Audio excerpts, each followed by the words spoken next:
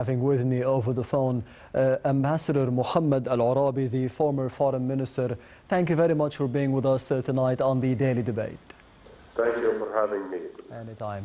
Mr. Ambassador, as we did see over the past few days, the visit made by the U.S. First Lady Jill Biden to Egypt and the warm reception that she had received by Mrs. Intisar al-Sisi and meeting with His Excellency President Abdel Fattah al-Sisi. What does this say about the current Egyptian-U.S. relations? I think we can claim that we are enjoying a very deep strategic relationship with the United States. And actually the visit is, we can say that it is a sort of signal that Egypt is still, a very good destination for the American officials and the American tourists and so on. And it also reflects how the Americans look into Egypt as a stable country, secure, so they can even trust that the First Lady of the United States can visit and tour in different places. So all these things actually together, it makes the relation between the two countries so strong. And also we cannot say that the Egyptian role in the Middle East could be ignored at any time. We still playing a pivotal role in all the issues and all the files here in the Middle East. The United States actually recognize that, and we are always, keen to enhance the relationship with the United States as one of the superpowers in the world, and it is so essential to have a good relation with it, and even to create a balance with the others, superpowers like Russia, China. And I think so far we can say that we are having a very successful diplomacy towards the three superpowers, and we can claim that we are always having this kind of balance between the relation with the United States and Russia and China. But of course, the United States has a very long-standing, relationship with Egypt, and that's why we are keen to cement this relationship in the future. Yeah, speaking of this relationship between Egypt and the U.S., how do you think this could be translated into positions regarding the Palestinian cause, for example, or the situation between Israel and Palestine, the Libyan situation, and of course Sudan nowadays? Well, I think it's a good question, and we should always say that the United States is still a main player in all these files and all these issues. And of course, we are always, asking the United States to be more active in the Palestinian question and try to exert more pressure on Israel in order to cope with the peaceful solution and the peaceful efforts. And other things, I think, like Libya and Sudan, we can witness that the United States now is more active also in these two crises. And even they are participating with Saudi Arabia as a facilitator to the negotiation between the two sides in Sudan.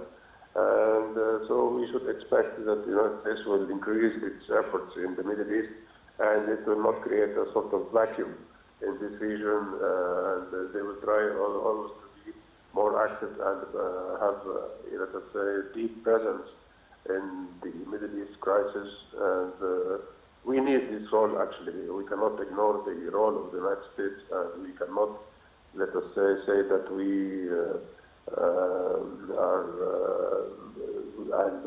we don't need the role of the United States. No, we need it because they are still the only superpower who could pressure Israel in order to cope with the peaceful solutions in the Middle East for the Palestinian question.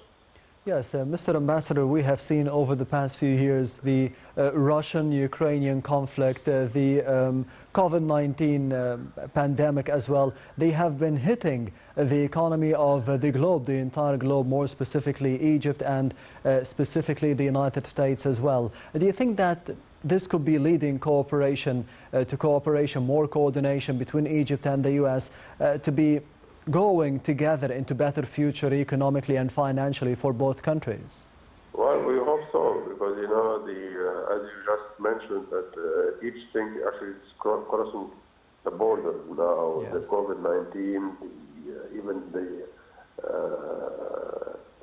the drones, the climate change, the Yes. economic crisis, everything actually will reach the other countries. So I think in this new situation, I think all countries should have more cooperation and try to help each other and try even to build a sort of trust between each other. So the nature of the international relationship now, it needs more cooperation and more cohesion, but unfortunately we cannot say that we have 100% of all these things in the present time. Yes, and during the visit of the U.S. First Lady Jill Biden to Egypt, we have seen her visiting places like Al-Azhar, for example, meeting with officials from Al-Azhar, as we can see, and visiting the Giza pyramids, for example. What does this say about the cultural relations between both countries and the future of tourism for the American tourists in specific? Well, we are calling it the cultural diplomacy, and actually this will increase, let us say, tolerance between people, more understanding, accepting each other. And I think if we will talk about these elements, it means that we are heading to peace in the world. So if we have more tolerance, more understanding, more cooperation, I think this would be a very good recipe to have a peaceful environment in the whole world. But unfortunately, we still are facing, hatred, mostly in different places. But anyway, the visit of Al-Azhar and the meeting of the young leaders and so on, I think this will reflect that there is a sort of understanding and also deep respect to Islam as a religion here in our country and even in the region. And actually, we need this kind of respect between each other, and all the religions, or let us say the religions, should meet and try to respect each other. And I think this will pave the way for a more peaceful environment in the whole world.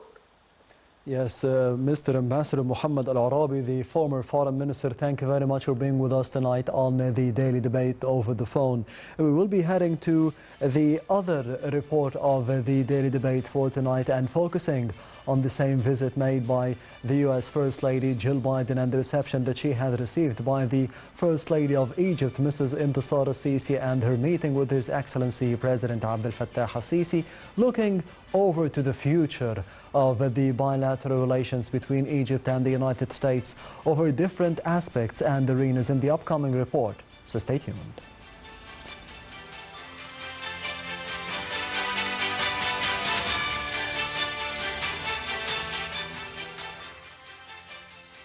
As the United States and Egypt mark more than a century of diplomatic cooperation and friendship, the United States stands with Egypt and the Egyptian people to promote regional security, bolster economic resilience, advance people-to-people ties, tackle the climate crisis, strengthen a critical defense partnership, and support Egyptians in their pursuit of a prosperous future.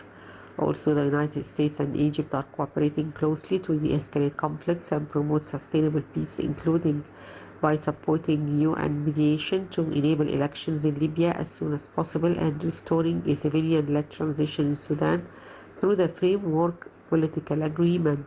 The United States and Egypt have shared a commitment to strengthening bilateral economic cooperation for the mutual benefit of the American and Egyptian people, including through expanding trade, increasing private sector investments, and collaborating on clean energy and climate technology.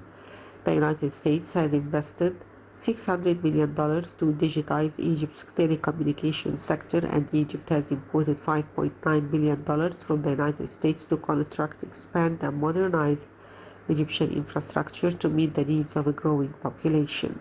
As Egypt continues to confront the global repercussions of Russia-Ukraine war, the United States commends Egypt for concluding agreement with the International Monetary Fund on December 2022 that is crucial to stabilizing its economy and enabling vital reforms.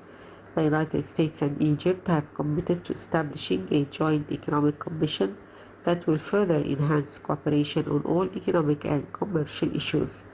As committed partners in preserving, restoring, and protecting Egypt's cultural heritage, the United States and Egypt in November 2021 renewed a memorandum of understanding that strengthens protections for Egypt's cultural patrimony and enables bilateral cooperation to disrupt trafficking of archaeological artifacts and cultural objects. The United States also welcomed Egypt's ongoing leadership through the COP27 presidency to accelerate global ambition and action to tackle climate crisis. The United States and Egypt support global methane pledge and the new GMP energy pathway which Egypt has joined with respect to oil and gas sector. The United States and Egypt co-lead the new partnership on adaptation in Africa, which is focused on concrete initiatives to help build resilience in a changing climate. The United States is providing $10 million to support the launch of the Cairo Center for Learning and Excellence on Adaptation and Resilience, which will build adaptation capacity across Africa.